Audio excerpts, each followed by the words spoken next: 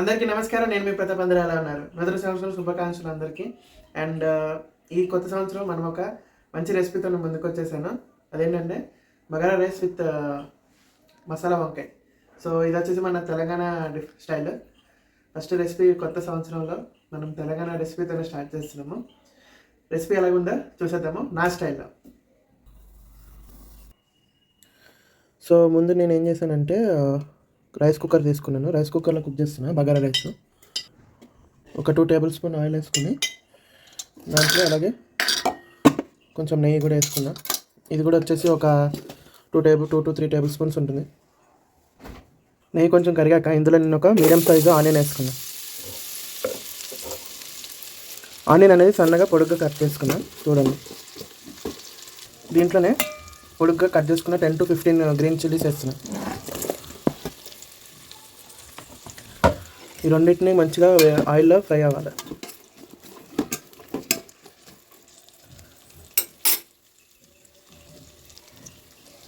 త్వరగా ఫ్రై అవ్వడం కోసం ఒక టేబుల్ స్పూన్ సాల్ట్ అనేది వేస్తున్నాను నేను.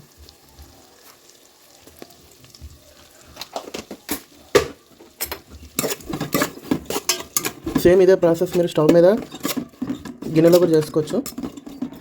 నేనైతే రైస్ కుక్కర్ యూజ్ చేస్తున్నాను ప్రజెంట్. ఆనియన్స్ లైట్గా సాఫ్ట్గా అయిన తర్వాత నేను ఇందులో ఒక 2 to 3 టేబుల్ స్పూన్స్ అల్లం వెల్లిపాయ పేస్ట్ వేస్తాను. దీన్ని కూడా మంచిగా పచ్చివాసన పోయే వరకు ఫ్రై చేసుకున్నాం. ఇప్పుడు నేను ఒక 5 నుంచి 6 లవంగాలు, 1 ఇంచు దాల్చిన చెక్క, సగం ఒక చిన్న జాజి పువ్వు, ఒక స్టార్ అనాస్ ఇంకా ఇవి ఇందులో వేస్తున్నా. ఇవి యాక్చువల్లీ మనము ఆయిల్లోనే ఫ్రై చేయాలి, నేను మర్చిపోయాను. ఇందులో ఇంకొక 4 ఎలాచీ కూడా వేస్తే బాగుంటుంది. ఇవి ముందే వేసుకొని మనము ఆయిల్లో ఫ్రై చేసుకుంటే బాగా ఫ్రై అవుతాయి. నాకు ఇప్పుడు పచ్చివాసన కూడా పోయింది. అల్లం వెల్లిపాయ పేస్ట్ కొంచెం ఈ మసాలా దినుసులు కొంచెం లైట్గా ఫ్రై అయ్యే వరకు ఉంచుతాం. దాని తర్వాత వాటర్ పోసుకొని సాల్ట్ వేసుకొని బాయిల్ చేసుకున్నాను. ఇప్పుడు నేను వాటర్ అనేది యాడ్ చేస్తున్నాను. నేను ఆల్రెడీ బాస్మతి రైస్ని 1 అవర్ సోక్ చేసి పెట్టుకున్నా. ఇప్పుడు నేను 1 కప్పు రైస్కి 1.5 కప్పు వాటర్ అనేది వేస్తున్నా. సో ఇది రైస్ కుక్కర్లో వేస్తున్నా కాబట్టి నేను 1.5 వేస్తున్నాను. ఒకవేళ మీరు స్టవ్ మీద చేస్తే 2 వేసుకోండి, ఎందుకంటే ఫ్లేమ్ పెడతాం కాబట్టి ఆవిరి ఎక్కువ అవుతుంది కాబట్టి. ఇది బాయిల్ అయ్యేటప్పుడు దీంట్లోనే కొంచెం మనము ఒక 2 కట్టలు పుదీనా, 2 కట్టలు కొత్తిమీర వేసేద్దాం. ఇందులో స్టవ్ ఆన్ చేసుకొని కడాయి పెట్టుకొని దీంట్లో మనం ఇప్పుడు స్పైసెస్ అనేవి డ్రై రోస్ట్ చేద్దాము. 1 ఇంచు దాల్చిన చెక్క, 4 నుంచి 5 లవంగాలు, ఒక జాజి పువ్వు, 2 స్టార్ అనాస, 1 టేబుల్ స్పూను నల్ల మిరియాలు, 1 టేబుల్ స్పూన్ జీలకర్ర, 2 టేబుల్ స్పూన్లు ధనియాలు వేసి బాగా ఫ్రాగ్రెన్స్ వచ్చే వరకు వేపుకుందాం. ఇది మీడియం ఫ్లేమ్లో వేపుకోండి, హై ఫ్లేమ్ పెడితే త్వరగా మాడిపోతాయి. దీంట్లోనే ఇప్పుడు ఎండు కొబ్బరి తురుము వేసుకుంటున్నాం. ఇది వేసినప్పుడు ఎక్కువసేపు ఉంచొద్దు, చాలా త్వరగా జస్ట్ ఒక 5 to 10 సెకండ్స్ ఉంచి అలా తీసేయాలి. బాగా ఎక్కువ కలర్ వచ్చిందంటే ఇది మళ్ళీ టేస్ట్ మాడిపోతుంది, మాడి స్మెల్ వస్తుంది. స్టవ్ ఆఫ్ చేసి మిక్సర్లోకి షిఫ్ట్ చేసుకుందాం. మనము మసాలా సామాన్ తీసేసిన తర్వాత ఇదే కడాయిలో దీంట్లోనే ఒక 1/2 కప్పు పల్లీలు వేసుకున్నాం. ఇవి మంచి గోల్డెన్ కలర్ వచ్చే వరకు, బాగా బ్రౌన్ అయ్యే వరకు ఫ్రై చేసుకున్నాం. దీంట్లో ఎటువంటి పచ్చివాసన అనేది ఉండకూడదు. పల్లీలు అనేవి బాగా ఎగిపోయినాయి. మీరు కావాలనుకుంటే డైరెక్ట్ ఇలా యూజ్ చేసుకోవచ్చు, లేకపోతే దీన్ని స్కిన్ తీసేసి వాడుకోవచ్చు. ఓకే, ఇప్పుడు నేను మిక్సీలోకి షిఫ్ట్ చేస్తున్నాను. సేమ్ మసాలా ఇందాక వేసాం కదా, అదే మిక్సీలోకి మసాలా ఇంకా పల్లీలు అన్నీ మిక్సీలో వేసేసాను. ఇవన్నీ ఇప్పుడు మంచి పౌడర్ కింద వేసేద్దాం. మసాలా మొత్తం మంచి పౌడర్ అయిపోయింది నా దగ్గర. మొత్తం మసాలాలు ఇంకా పల్లీలు అన్నీ కలిపి మంచి ఫైన్గా పౌడర్ అయిపోయింది. ఇప్పుడు దీన్ని మనం కర్రీలోకి వేసుకుందాం. సేమ్ మళ్ళీ అదే కడాయిలో మనము ఇప్పుడు ఆయిల్ వేసుకుందాము. ఆయిల్ వేసుకొని ఒక 2 టేబుల్ స్పూన్స్ వంకాయలని ఫ్రై చేసుకుందాం. ఆయిల్ మంచిగా స్ప్రెడ్ అయ్యేసి ఏవైతే వంకాయలు ఉన్నాయో మనము చిన్న వంకాయ తీసుకున్నాను, దీన్ని ఇట్లా ఉంచి మధ్యలో కట్ చేశాను. సో ఇలాగా ఉన్న వంకాయలన్నిటిని మంచిగా ఫ్రై చేసుకున్నాం.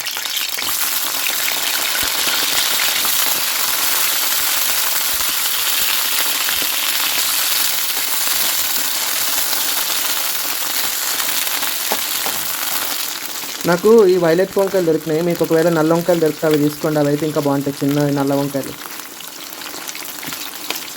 ఇవి ఒక 1 మినిట్ మంచిగా ఫ్రై చేయండి. 1 to 2 మినిట్స్ సరిపోతుంది.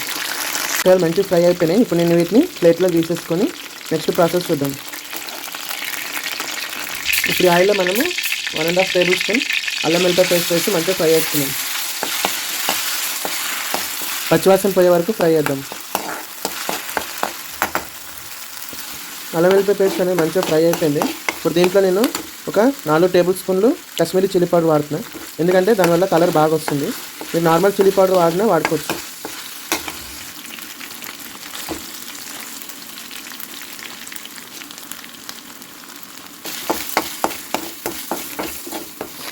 దీనివల్ల మంచి కలర్ అనేది వస్తుంది కర్రీకి.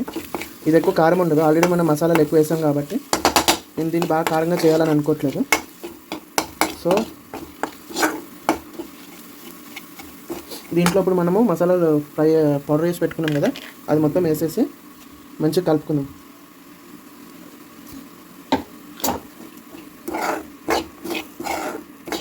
నేను కొంచెం పప్పులు కచ్చబచ్చగానే ఉంచాను. మధ్య మధ్యలో ఆ పప్పులు కూడా తగులుతూ ఉంటే మస్తు టేస్ట్ ఉంటుంది. అందుకే మీకు లేదు మాకు అలా నచ్చదు అనుకున్న వాళ్ళు డైరెక్ట్ కంప్లీట్గా ఫ్రై ఇది పౌడర్ వేసుకోవచ్చు ఫైన్గా. ఇది ఇలా బాగా ఫ్రై అయ్యి కలిసిపోయింది కదా, దీన్ని ఇలా చేసిన తర్వాత దీంట్లో మనం వాటర్ వేసి కుక్ చేసుకుందాము. మీరు కావాలంటే పప్పుల్ని ఫైన్గా కూడా చేసుకోవచ్చు. నేను కొంచెం మధ్య మధ్యలో అప్పుడప్పుడు పప్పులు తగులుతూ ఉండాలని కచ్చబచ్చగా వేసుకున్నా.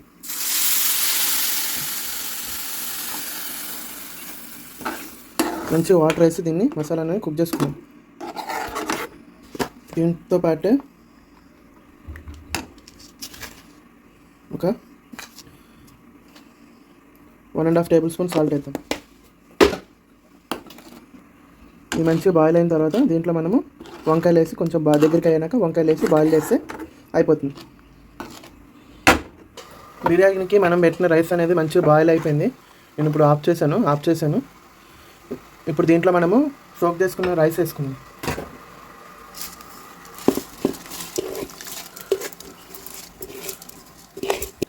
మనం ఇందాక 1 టేబుల్ స్పూన్ సాల్ట్ వేసినాం కదా, ఇప్పుడు ఇంకొక టేబుల్ స్పూన్ సాల్ట్ వేసేద్దాం. ఇప్పుడు ఇది మంచిగా కుక్ అవ్వడానికి వదిలేద్దాము.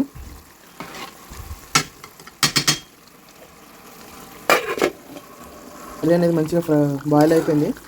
ఇదే టైంలో మనము వంకాయలు వేసుకొని కొంచెం బాయిల్ చేసుకొని దించుకుంటే అయిపోతుంది.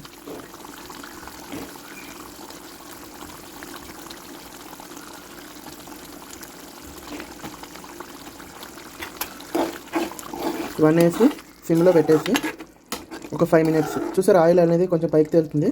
ఒక 5 మినిట్స్ కనుక మనము మూత పెట్టేసి కుక్ చేస్తే ఇంకా మంచి కుక్ అయిపోతుంది. ఇలా మనము ఏదైనా వెజిటేబుల్తో చేసుకోవచ్చు, కాకరకాయతోనైనా చేసుకోవచ్చు, ఆలుగడ్డతోనైనా చేసుకోవచ్చు. ఇప్పుడు దాన్ని మూత పెట్టేసి మనం దీన్ని 5 మినిట్స్ వదిలేద్దాం. కర్రీ అనేది చూసారా, ఒక 5 to 10 మినిట్స్ నేను బాయిల్ చేశాను. దానికి మంచిగా దగ్గరగా అయిపోయింది. ఇప్పుడు యాక్చువల్లీ మీరు ఇందాక బాయిల్ చేసే టైంలోనే కావాలనుకుంటే ఒక నిమ్మకాయ సైజు చింతపండు వేసుకోవచ్చు. లేదు అనుకుంటే ఇలాగ నాలాగా లాస్ట్లో ఒక పెద్ద సైజు నిమ్మకాయని మంచిగా దీంట్లో మొత్తం పిండేద్దాము. ఒకవేళ విత్తనాలు ఏమైనా పడితే తీసేయండి, మళ్ళీ చేదు అయిపోతుంది. ఇది ఆఫ్ చేసేయండి. ఈ టైంకి ఆఫ్ చేసేసి నిమ్మకాయ రసం అనేది వేయండి. లాస్ట్లో కొంచెం కొరియాండర్ అనేది గార్నిష్ చేసుకోండి. అంతే, మన కర్రీ అనేది రెడీ అయిపోయింది. దీన్ని అలాగే ఒక 5 మినిట్స్ వదిలేసి ఆ తర్వాత ప్లేటింగ్ వేసుకున్నాం. ఇప్పుడు రైస్ ఇలాగ వస్తుంది కదా, పక్కన తీస్తే మీకు వాటర్ కనిపిస్తాయి. ఇలాంటి టైంలో ఒకసారి కిందది నుంచి పైకి అనుకొని ఇది అలాగ అనేటప్పుడు జాగ్రత్త, మన రైస్ అనేది విరిగిపోకుండా సైడ్ నుంచి అనాలి. సో ఇది ఇలాగ అనేసిన తర్వాత మొత్తం ఒకసారి ఇలాగ ఫ్లాట్ చేసుకొని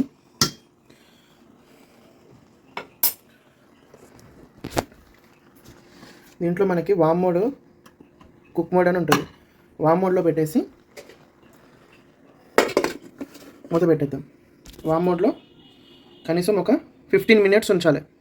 ప్రాసెస్ ఒకవేళ మీరు స్టవ్లో వేస్తే 5 మినిట్స్ చాలు. సిమ్లో పెట్టేసేయండి మొత్తం మంటని. 5 మినిట్స్ పెట్టేసి తర్వాత కట్టేసి ఒక 15 నిమిషాల దాకా మూత ఓపెన్ చేయకండి. నేను చెప్పినట్టు 10 మినిట్స్ నేను దీంట్లో వదిలేసాను. చూడండి రైస్ అంతా అది మొత్తము పువ్వులాగా ఎలా విరుచుకుందో. ఇప్పుడు కొంచెం ఇలాగ మన ఫ్లాట్ది ఉంటుంది కదా, దీంతో ఒకసారి మీరు కావాలంటే చూసుకోండి. ఎంత పలుకు లేకుండా మంచిగా రైస్ అనేది ముద్ద కూడా అవ్వకుండా నీట్గా వచ్చేసింది. దీన్ని మనకు కావాల్సిన గిన్నెలోకి ట్రాన్స్ఫర్ చేసుకుంటే చూడండి, కింద కూడా నీళ్ళు అనేవి లేవు. సో ఈ విధంగా మీరు వామ్ మోడ్ పెట్టేసి వదిలేస్తే దాంట్లో ఉన్న వాటర్ అనేది ఏమీ ఇవ్వకుండా రైస్ అనేది ఎక్కువ మెత్తగా అవ్వకుండా ఇలాగ మనకి పలుకులో ఫ్లేకీగా సపరేట్గా రైస్ ఉంటుంది, ముద్ద అవ్వకుండా. సో ఇప్పుడు దీన్ని కూడా మనం ప్లేటింగ్ చేసేసుకుందాం. సో వీడియో చూసారు కదా, నచ్చింది కదా. సో మీరు ఈసారి ట్రై చేయండి, ఈ వారం మీ ఫ్యామిలీతో ఫ్రెండ్స్తో ట్రై చేయండి. సో కర్రీ అనేది నాకు చాలా బాగా వచ్చింది, టేస్ట్ అనేది చాలా బాగుంది. సో మీ ముందు టేస్ట్ చేస్తూ ఒక వంకాయ అయితే తీసుకున్నా, దీన్ని అలా నోట్లో పెట్టినా.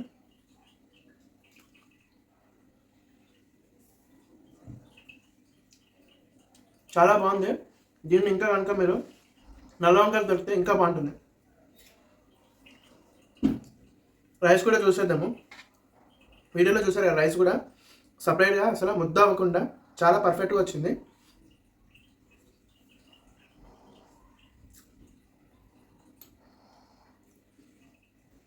తెలంగాణ రెసిపీ, ఇంతకంటే స్పైసీ ఏముండదు.